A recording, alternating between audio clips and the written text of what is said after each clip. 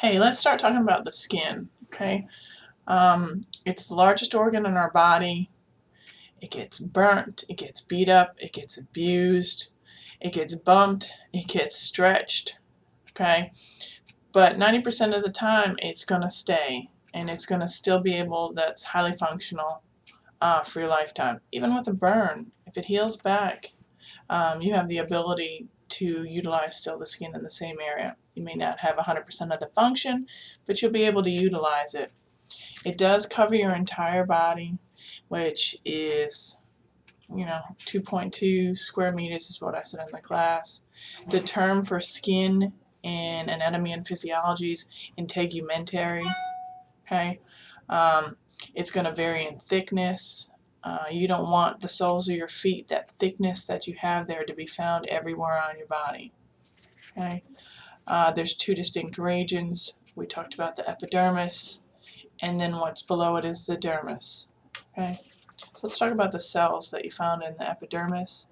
In the epidermis, you're going to have keratinocytes. I know in tissue I talked about keratin. Keratin is, it ends with IN, so it's a protein. Right? So it's a protein that's utilized by the skin for protection, for covering. It protects you from moisture. So keratinocytes is going to produce keratin. Okay. Most cells that you're going to deal with in this structure is going to be of keratin. It's going to rise from the deepest layer, which we talked about in class. So in the deepest layer of the epidermis, cells are going to be constantly dividing and making new ones. And as that occurs, it's being pushed upwards, and most of them are going to be keratinocytes. And of course, they slough off every day, so we get rid of the ones we don't need. All right, so there is 5 layers to the skin that you need to know in the epidermis. The first one, okay, is stratum corneum. It's the most superficial layer to the surface of the skin. It's filled with mostly dead cells. For obviously that's where it's the highest layer, so it's been pushed upwards from the bottom, and it's going to be pushed there to get rid of. Okay, so it's going to have most of the dead ones. This is the waterproofing layer. Okay. The next layer below stratum corneum is going to be stratum lucidium. This is found only in thick skin, which would be the palms of your hands and the soles of your feet. Okay. That's going to contain mostly 2 or 3 layers of those keratinocytes. Okay, it's an extra padding for the areas for obvious reasons. The next layer below 2 is going to be stratum granulosum. It's a very thin layer. You can see a granule-like appearance when you're looking through a microscope. It's 4 to 6 layers where the keratinocytes are going to be changed. Okay, that's where the cells actually are filled with the keratin, and that's the granules that you kind of can see. Again, it's going to be moving continuously to the highest layer.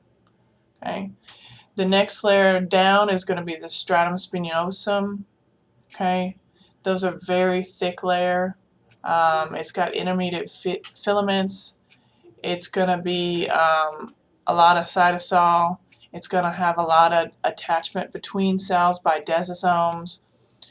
Okay, and the bottommost layer is stratum basale. Stratum basale is definitely the deepest. It's attached to the dermis, which is the big layer attachment below. It's going to have the newest cells being made at this layer. Okay, so things like you need to expect in the exam is like, what layer of the epidermis, contains the fewest new or alive keratinocytes? Well, that's the uppermost because it's been pushed upwards, and that would be the corneum. Which layer of the epidermis contains the most number of new keratinocytes being produced? That's, of course, the stratum basale, the deepest layer. Which layer contains cells that are only found in, the palms of your hands and soles of your feet. Well, that's lucidium. So be careful for those type of questions on the exam. Make up some kind of mnemonic phrase to memorize the 5 layers. Cops last, girl suspect begs for forgiveness, but that's just me because I watch Cops a lot. It's up to you. Come up with something. Within the dermis, you're going to have 2 major skin regions. You're going to have fibroblasts. You're going to have your macrophages, which you've heard about before. You're going to have a couple mast cells and a few white blood cells, depending on if there's tissue injury or not. Lots of nerves. This is if I cut down to that area, it's going to bleed and it's going to hurt. Okay? You're going to have hair follicles, oil follicles, and sweat glands. Okay? You've got 2 types. You've got the papillary and reticular. The papillary is the thin, superficial one with areolar fibers. Okay? It has both collagen and elastic fibers intertwined within the blood vessels. You're going to have dermal papillae. Those are going to be your touch receptors, and Mesner's corpuscle, also touch receptors. It's touch receptor because it's higher in the surface of it. It's not that deep. So if I'm just touching my hand, I don't have to push too hard or I don't have to stab it to get a reaction.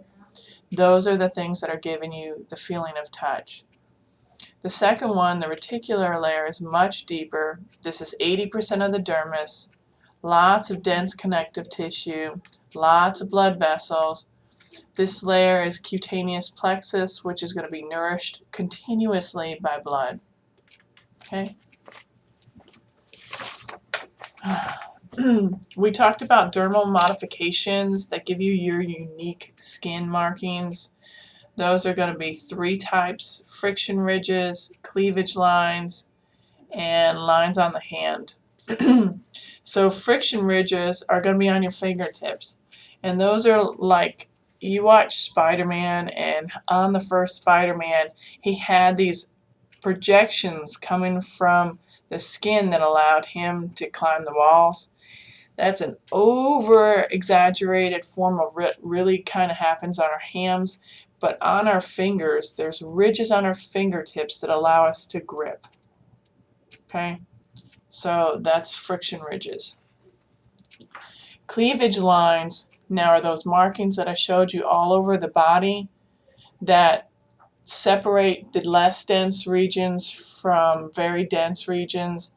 It kind of gives an idea for surgeons to making incisions. It's an easier way for healing on you, and it's not as much work or dangerous for the surgeon to cut there.